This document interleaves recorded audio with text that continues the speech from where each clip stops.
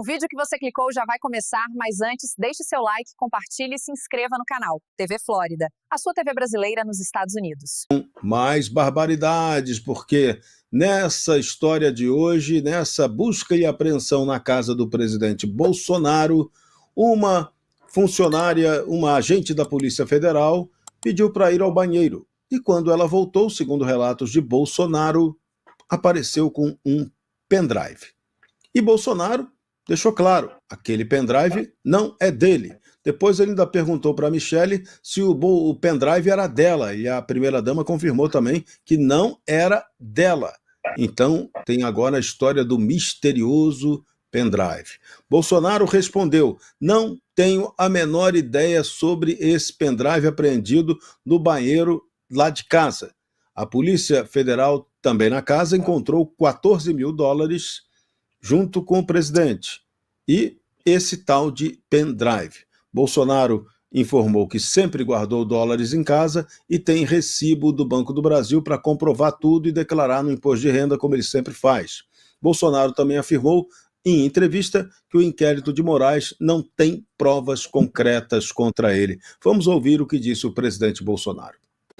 Presidente, sobre o pendrive apreendido na casa do senhor. Olha, uma pessoa pediu para ir no banheiro, eu apontei o banheiro e voltou com o pendrive na mão. Eu nunca abri um pendrive na minha vida.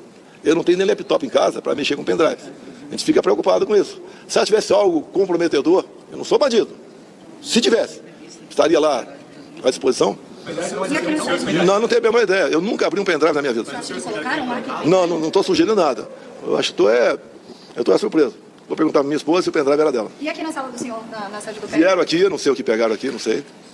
Na vez passada, tiveram aqui e pegaram um calhamaço de papéis meu que era a memória do governo. Tá? Tudo que ia fazer em qualquer estado, uma entrevista com vocês, ia lá, perdi essa fonte aí.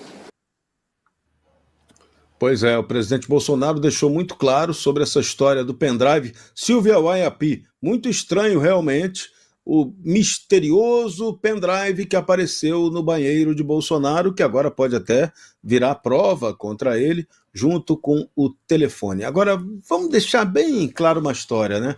Aquilo que queriam encontrar na casa do Bolsonaro e não encontraram foi um possível documento, um possível passaporte norte-americano com o qual Bolsonaro usaria para fugir, né? Só que não tinha nada disso lá, não encontraram nada disso lá, senão o estardalhaço teria sido espetaculoso, com certeza, né? Olha, eu queria só falar o seguinte, existem alguns ambientes que são inapropriados para determinados elementos eletrônicos e o banheiro não seria o lugar para se guardar um pendrive, né? E justamente por isso, por ter instabilidade em relação ao próprio clima e o ambiente, sobre quente, úmido, vapor, óbvio que esse pendrive, caso fosse algo sendo escondido, ali não seria o lugar adequado para se esconder. Então, estranhamente, só foi achado depois de alguém ir ao banheiro e, milagrosamente, aparece com algo na mão. É tão estranho isso, mas para quem já viu muita coisa ser forjada, criarem fantasias em cima, eu não duvido de que possa ser algo estranho, né? Mas fica para o brasileiro avaliar essa forma de obtenção de provas.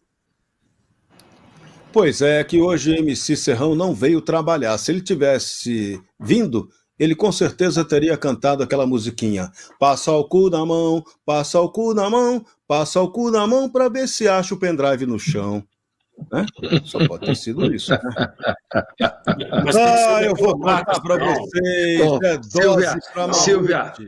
Silvia, nesses tempos modernos, antigamente fax, você colocava a folha na maquininha, fazia e mandava o fax. Hoje você usa no pendrive, tem um arquivo ali, você vai no banheiro para passar um fax para uma autoridade da República. É pelo pendrive que se passa hoje em dia, viu? Serrão, mas agora, o Fabrício Rabelo... Hein, Darcio? Fabrício Rabelo fez uma postagem aqui interessantíssima. Desconfio que se as restrições fossem estendidas aos altos executivos dos maiores veículos de mídia do Brasil, que dão suporte direto ao Supremo Regime, a redemocratização viria muito mais rápido. E se Portugal seguisse a mesma linha, seria quase instantânea. Dárcio e Galante, quero que vocês comentem essa postagem. Não, a postagem é muito boa porque temos propagandistas do regime. Você veja que hoje, na operação policial, alguns jornalistas já tinham todas as informações do que estava acontecendo. Obviamente, não é segredo para ninguém que eles trocam mensagens de WhatsApp com ministros do Supremo e colaboram com a perseguição. E não é muito raro que um determinado jornalista de uma emissora que tem uma ligação muito forte com o grupo de mídia chinês aponte algumas questões que logo em seguida são tomadas pelos ministros do STF. Portanto, são colaboradores do regime. Eu só preciso de fazer uma pontuação em relação a esse pendrive aí, que eu achei muito importante ao que a Silvia falou. Eu não tenho dúvida que trata-se de um compromate. O próprio Bolsonaro falar alguma coisa comprometedora. Isso foi muito utilizado pela Stasi, no caso, Polícia Política Alemã, e também pela KGB, lá na Rússia. E foi usado recentemente também. Então, esse tipo de situação, a gente não sabe ainda o que tem dentro do pendrive, e aí, nesse caso, pode ser qualquer coisa, né? Então, você tem lá um pendrive, e aí, a partir daí, você pode construir qualquer tipo de elemento que possa descredibilizar o alvo do assassinato de reputação. O que está acontecendo com o Bolsonaro, portanto, é um ato de descredibilização pública, um ato de humilhação pública, um ato de prisão que é gradativa para que tire da população um impacto que seria prender o maior líder popular do país. Então você vai fazendo aos poucos, vai minando. Eles têm muita tradição nisso, eles sabem como fazer isso, né? E, obviamente, para fazer esse tipo de operação, eles precisam dos propagandistas. Portanto, a sugestão do Rabelo é simplesmente essencial. E só para finalizar, Serrão, eu quero fazer aqui um testemunho em favor de Jair Messias Bolsonaro. Eu sou uma testemunha. Ele falou, eu nunca abri um pendrive na minha vida, pois em uma das visitas que fiz ao presidente, ele fazia um jogo de Mega Sena, rabiscando o papelzinho da Mega Sena. E eu olhei e falei, presidente, sabia que o senhor pode fazer o jogo pelo celular? Ele olhou e falou, mas eu faço o jogo pelo celular. Eu não entendi nada e fiquei esperando ele terminar o jogo. Quando ele terminou os jogos, ele tirou foto das cartelas marcadas e mandou para um amigo que tinha uma lotérica, e lá, nessa lotérica, o amigo refaz os jogos e faz o jogo para ele. Esse é o sistema analógico digital do presidente. Portanto, eu não tenho dúvida alguma de que ele jamais abriu um pendrive. E outra prova também é que ele pediu para o advogado imprimir a tal da minuta lá que tinha saído no jornal, e se ele fez isso é justamente pelo fato de que ele não acessa documentos digitais. Portanto, está mais do que claro que esse pendrive pode ser de qualquer pessoa, menos dele, porque ele mesmo não utiliza esses meios. Obrigado, Serrão. Pois é, e o joguinho do Bolsonaro, ele paga com o seu próprio cartão, porque eu já vi isso acontecer. Ele pega o cartão dele, bancário, e paga o jogo.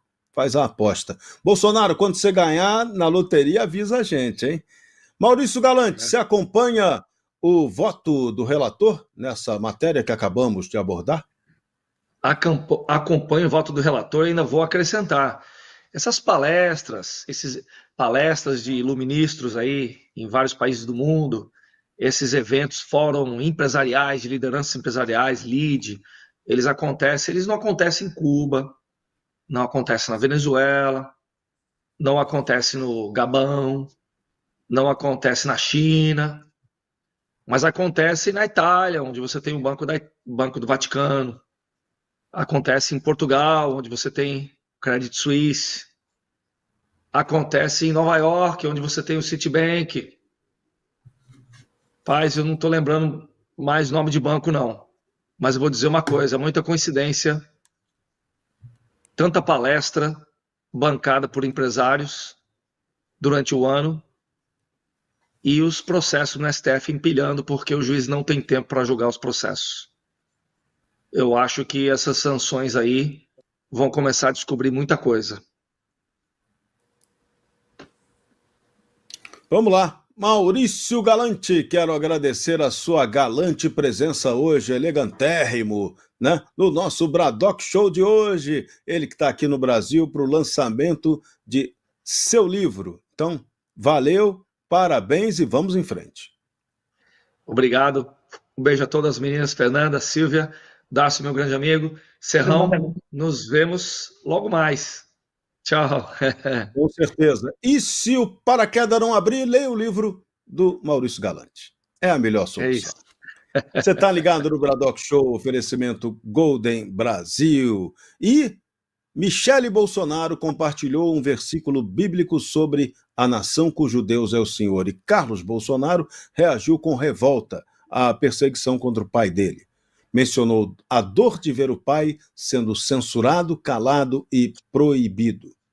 E, detalhe importante, 8 dos 10 assuntos mais comentados hoje no X eram sobre a ação do Supremo Tribunal Federal, da Polícia Federal, da Procuradoria-Geral da República contra Jair Bolsonaro. Fernanda Fernandes, o troço ganhou o link, ganhou a dimensão que o próprio sistema de poder no Brasil talvez não esperasse, né? E por a gente está vendo só os efeitos, o começo dos efeitos colaterais. Na verdade, a gente está vendo aí, mais uma vez, a estratégia do Lula e da esquerda voltando no próprio pé deles como um tiro enorme, né? Porque nós vimos a movimentação nos últimos dias, a esquerda investindo em influenciadores, a esquerda investindo em marketing, a esquerda investindo em propaganda para melhorar a imagem do governo. E com tudo isso que aconteceu, na verdade, a imagem melhorada, a imagem que ficou em alta o dia inteiro foi a imagem do Bolsonaro, da família Bolsonaro, e todos os olhos se voltaram para todas essas injustiças desse processo totalmente político e pessoal que está acontecendo. Agora, Serrão, eu quero fazer 2 pontuações aqui. A primeira sobre o pendrive. Falamos aqui agora há pouco sobre isso, e eu estava aqui pensando, né? Seria subestimar demais a inteligência do Bolsonaro diante de tudo que ele está vivendo, de um processo totalmente montado para uma sentença condenatória, ele já sabendo que o que aconteceu na manhã de hoje iria acontecer a qualquer momento. Bolsonaro, diante de tudo isso, manter uma prova condenatória contra ele mesmo guardada no seu banheiro. Ele sabendo que a Polícia Federal ia bater a porta, ele sabendo que todos os olhares estavam voltados para ele, ele sabendo que a sua prisão é um fato consumado, guardar uma prova contra ele no banheiro da sua casa. É de muita ingenuidade acreditar nessa possibilidade.